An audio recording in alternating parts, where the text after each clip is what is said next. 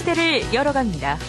한민족 방송 통일전망대가 하나된 한반도를 그려봅니다. 김준석 앵커의 진행입니다.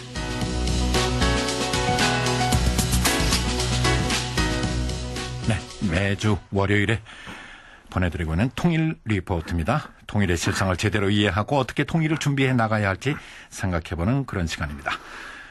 중앙대학교 신창민 교수 오늘도 자리해 주셨습니다. 신 교수님 안녕하세요. 네, 안녕하세요.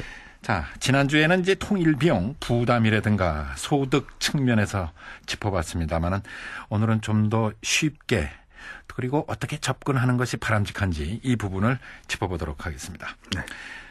당연히 이제 비용이 따르기 마련입니다.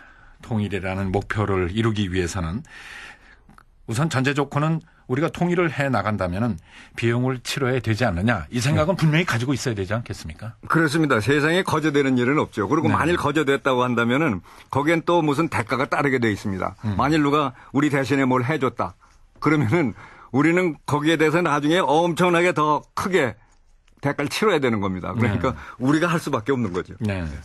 그런데 가장 큰 문제는 현실적으로 남북 간의 현격한 경제력, 소득 격차, 그리고 이 남북 간의 소득 격차가 갈수록 더 커지고 있는 그것 아니겠습니까? 그렇죠. 예. 네. 그 부분이 이제 세월이 가면서 이제 거꾸로 돼가지고 옛날에 1970년대 초반까지만 하더라도 북쪽의 소득 수준이 남쪽보다 더 높았습니다. 네.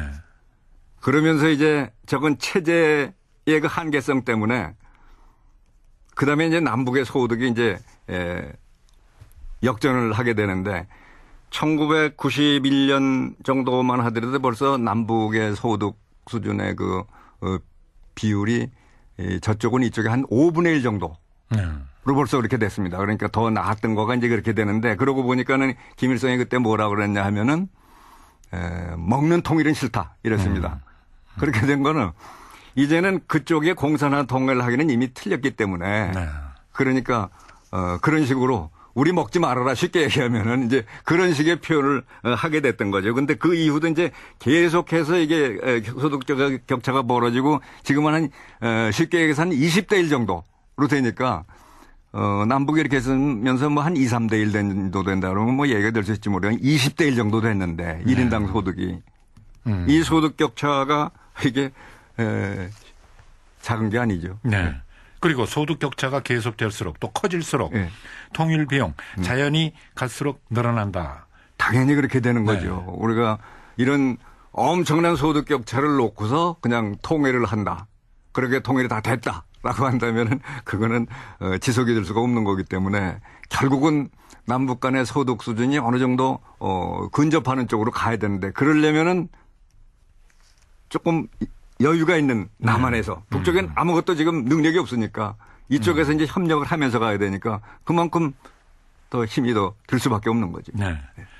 어느 나라나 어느 사회나 소득 격차에 따른 빈부 격차를 이제 얘기를 하곤 합니다만은 만일에 소득 격차를 현재로 그대로 두고 통일이 이루어진다면 어떻습니까? 비용은 비용이라고 하더라도 이 사람은 남한 출신이다. 저 사람은 북한 출신이야.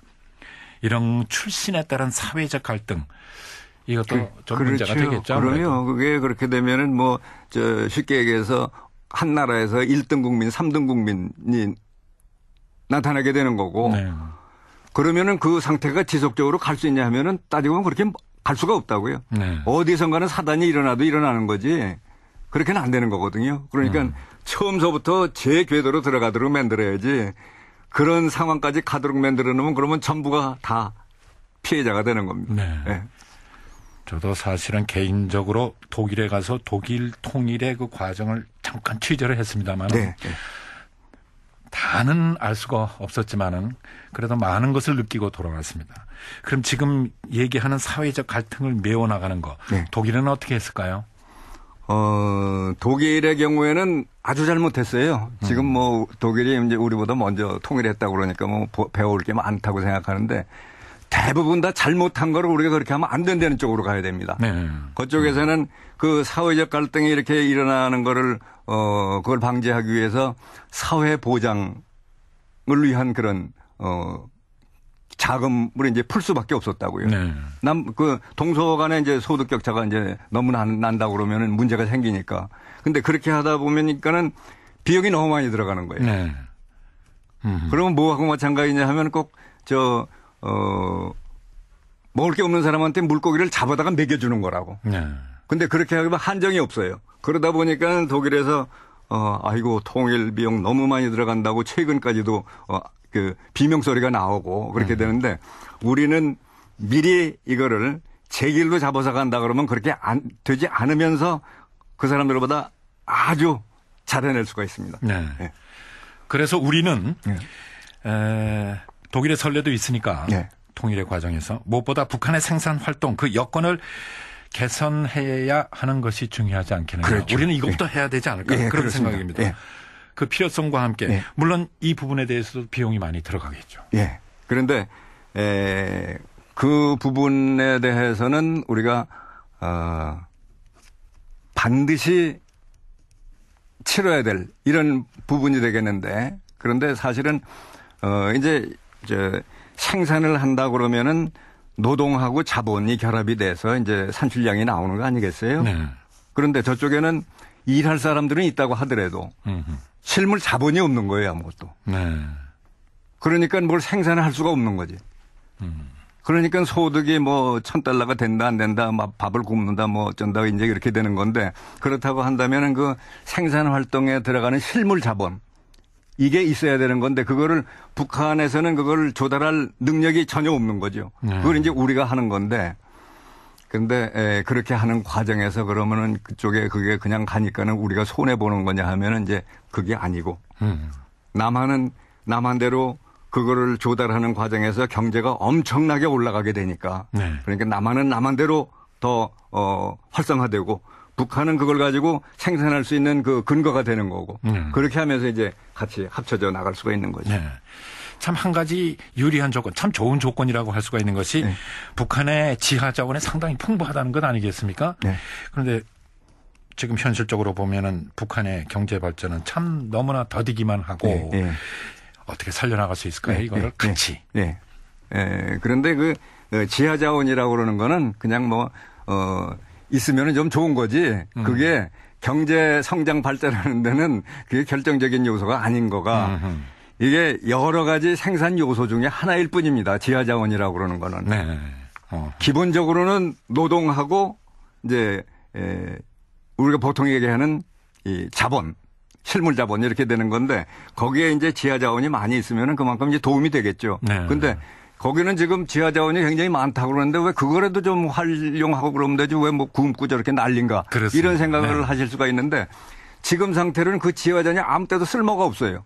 왜 그러냐 하면 지하 자원은 그냥 땅속에 묻혀 있는 거 그걸 가지고 꺼내가지고 바로 뭐를 쓰는 게 아니고 사회 간접 자본이 있어야 된다고. 전기가 있어야 되죠. 그렇죠. 도로가 있어야 네. 되죠. 이 용수가 있어야 되죠. 모든 게 이게 겹쳐졌을 때 이제 제대로 그걸 쓸 수가 있는 건데 뭐 다른 게 아무것도 없고 한번 저 북쪽의 사진을 보세요. 밤 사진을 보면은 북쪽 깜깜하잖아요. 그렇습니다. 네. 그런 상황에서 뭐가 돌아가겠어요? SOC가 전혀 안 돼 있는. 안 되는 거죠. 네. 그건 이제 우리가 통일이 되면서 제대로 다잡아가면은 이제 그 자체가 지하자원까지도 이제 살아나는 거죠. 네. 근데 지금은 아무 쓸모가 없는 거예요. 네. 기껏 한데 중국에 그냥 원석으로 좀 팔아먹고 네. 헐값으로 팔았다가 그렇습니다. 이번에 뭐 장성택 뭐 당했다 안 당했다 그러는데 이제 그런 수준인 거죠. 네. 자, 이제 이해를 돕기 위해서 통일 자금과 비용 이 부분을 좀 정리하겠습니다. 여러 가지로 나눌 수가 있다고 그러지 않습니까? 네. 뭐 위기 관리 비용도 네. 있고 몇 가지가 있는데 네. 좀 정리를 하면서 설명해 주시겠습니까? 예. 간단하게 말씀드리면은 이제 통일 비용이라고 하는 걸 크게 이제 세 부류로 해서 이제 생각을 해볼 수가 있는데 네. 통일이 이루어지는 바로 그 시점에 여러 가지 어려운 일들이 많이 생길 거거든요. 이 아주 형편이 어려운 사람 뭐 쉽게 얘기해서 난민도 생길 수가 있고 시기적으로 봐서 그게 뭐 오래 가지는 않는다고 하더라도 그러면은 피복, 음식, 의약품 당장 필요한 것들 네. 이런 것들 통일 고 시점에서 그 위기를 극복하기 위해서 들어가는 비용을 우리가 가지고 있어요. 그게 순탄하게 넘어가는 거니까 이제. 근데 사실은 이거는 액수로 보면은 어떻게 보면 그렇게 큰 거는 아니에요. 네. 그렇지만 여하튼 그것도 이제 우리가 염두에 두어야 되고. 네. 그것이 이제 위기 관리 비용이 되는 겁니다. 그렇죠. 네. 그게 이제 위기 관리 비용이 네. 되는 거죠.